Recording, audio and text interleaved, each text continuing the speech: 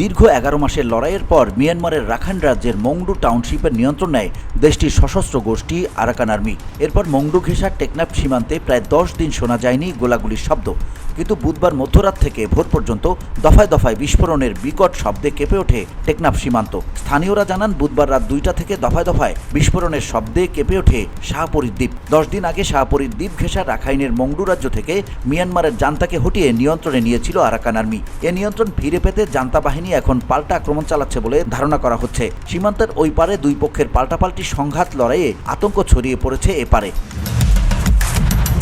শাহপরীর দ্বীপ সীমান্তের বাসিন্দারা জানান, ওই পারের রাখাইন রাজ্যে শহর, গ্রাম ও সীমান্ত আরাকান আর্মি দখলে নেওয়ার পর 10 দিন গোলাগুলির শব্দ শোনা যায়নি, কিন্তু বুধবার মধ্যরাত থেকে থেমে থেমে বিস্ফোরণের শব্দে শাহপরীর দ্বীপও কেঁপে উঠছে। ধারণা করা হচ্ছে জলপথে জান্তা বাহিনী যুদ্ধজাহাজ নিয়ে এসে আরাকান আর্মির উপর হামলা করেছে। সারা রাত ঘুমাতে পারেনি। শাহপরীর দ্বীপের এক জেলে জানিয়েছেন, ইঞ্জিন চালিত নৌকায় রাতে মাছ ধরতে যাওয়ার জন্য প্রস্তুতি নিচ্ছিলাম, তখন মিয়ানমার সীমান্ত থেকে বিস্ফোরণের বিকট শব্দ শুনতে পাই। ভয়ে ঘর থেকে আর বের হইনি। VOD Bangla news desk.